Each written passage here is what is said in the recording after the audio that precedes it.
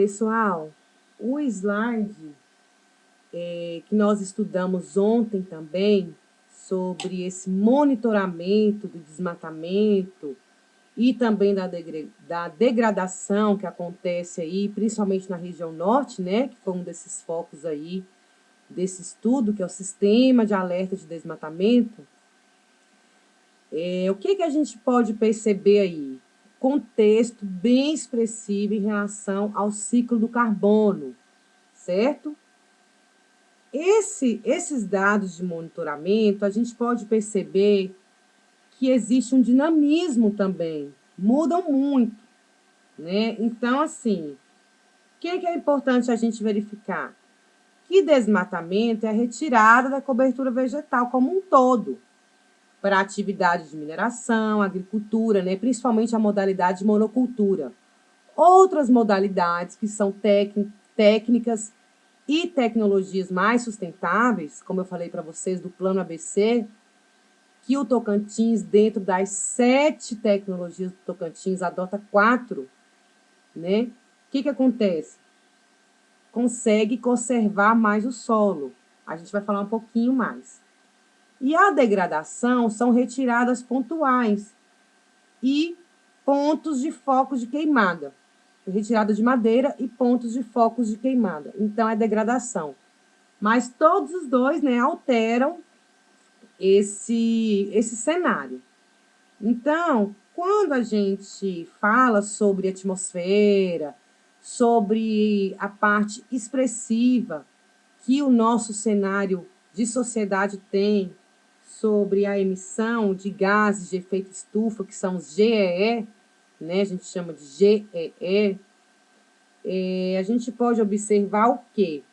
Que existe uma emissão maior de gases de efeito estufa, né, desses gases, que o principal deles é o dióxido de carbono ou gás carbônico, que é o CO2, né, que o C é só carbono. Então, a gente vê o quê? Que existe uma emissão maior do que uma absorção, que é aquela questão toda que envolve o ciclo do carbono, o sequestro de carbono e o crédito de carbono. Mas nesse slide aqui, a gente viu que existem unidades de conservação que estão desmatadas. Por quê? Porque dentro das unidades de conservação tem uma modalidade que chama APA, que é a Área de Preservação Ambiental. Mas nela podem sim ser utilizadas, né, conforme as suas características e os atributos.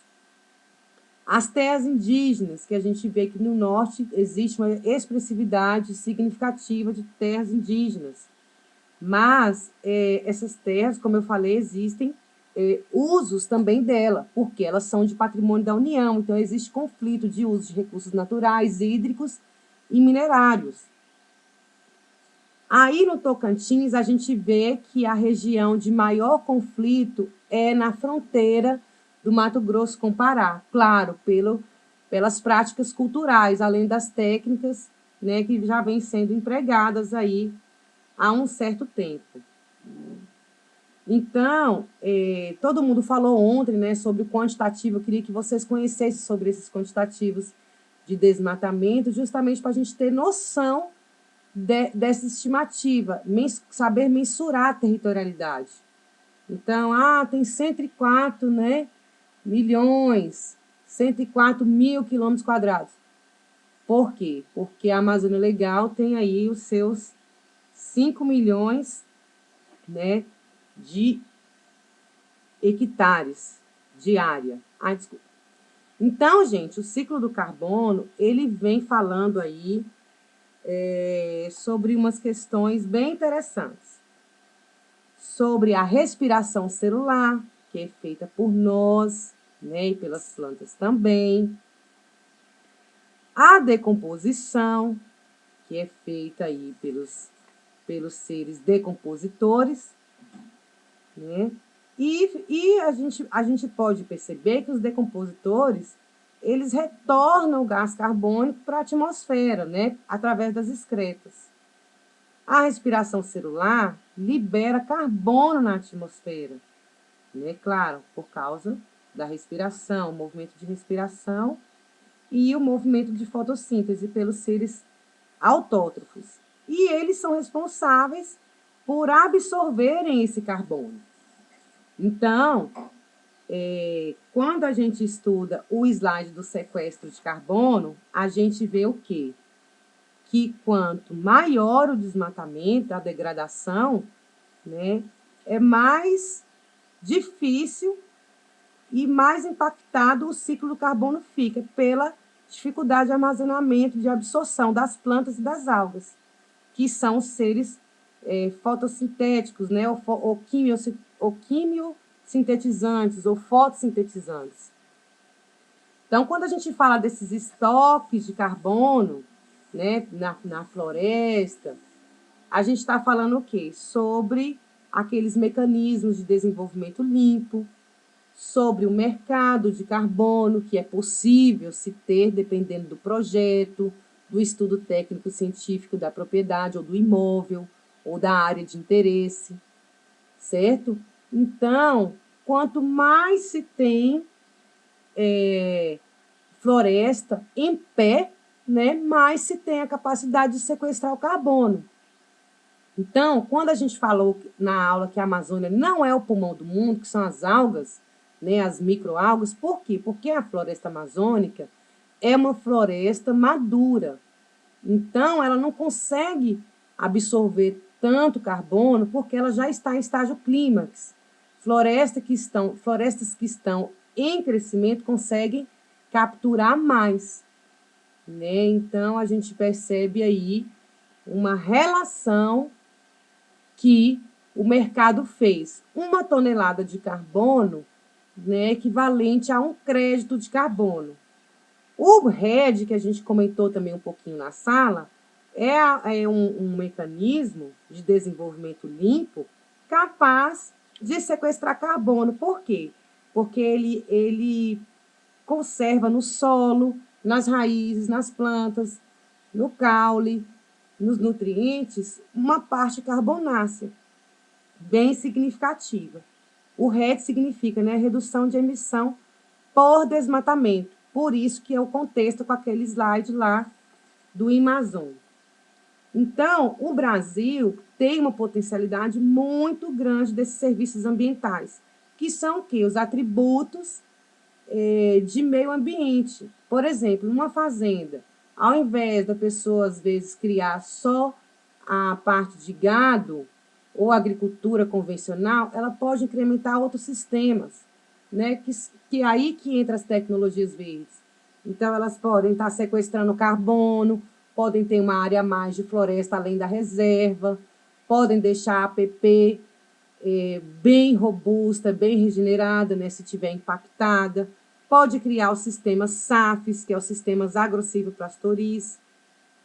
Nesses sistemas existe um funcionamento muito equilibrado, interessante, de interação com os elementos do ecossistema. Então, o próximo slide aqui, por exemplo, que fala do mercado, depois vocês podem ver com mais calma. Existem umas empresas aí que vêm trabalhando com crédito de carbono, que é um tema muito polêmico, porque muitos projetos não deram certo. Por quê? Porque, como é um tema muito novo, tem câmaras que aprovaram agora, em 2019, os serviços ambientais. Então, é um serviço muito novo, que você tem que agregar valor na sua propriedade, você tem que ter um olhar técnico, agroambiental ou tecnológico, para você visualizar o que aquele imóvel urbano ou rural pode te oferecer, além do convencional. Então, esse mercado é bem interessante, porque ele incrementa tanto ambientalmente, quanto qualidade de vida, quanto financeiramente. Então, realmente, olha, tem essa empresa aí, o reflorestamento como energia renovável, queima de gás, né, que é o biogás no aterro sanitário. Eu comentei um pouquinho também com vocês. Então, todos esses mecanismos, o que eles fazem? Eles reduzem a emissão de dióxido de carbono pela atmosfera. Vejam, por exemplo, esse slide aí de empreendimentos que liberam carbono na atmosfera, né? A gente viu aí um pouquinho. Então, tem aterro sanitário, indústrias, né, as ETAs, a fabricação de cimentos e tijolos, com foco mais nos nossos empreendimentos de engenharia. Tem até um livro que se chama Carbono Social. Ele fala até que o carbono é liberado com o simples uso de tomadas na nossa casa, né? Então, quando você está plugado à tomada, você está liberando carbono na atmosfera. Então, esse carbono ele pode ser captado de uma forma de moeda. Existem N projetos, só que os projetos, eu não vou aprofundar tanto, porque cada projeto é feito de acordo com a aptidão e a potencialidade de cada empreendimento. Depende das políticas, depende da localização, da diligência que foi feita, né, do tipo de projeto. Vocês já viram falar nas quebradeiras de coco?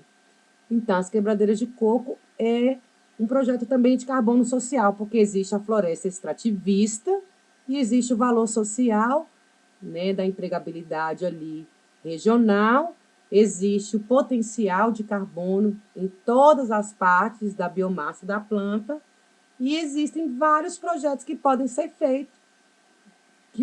feitos com a potencialidade dessa região.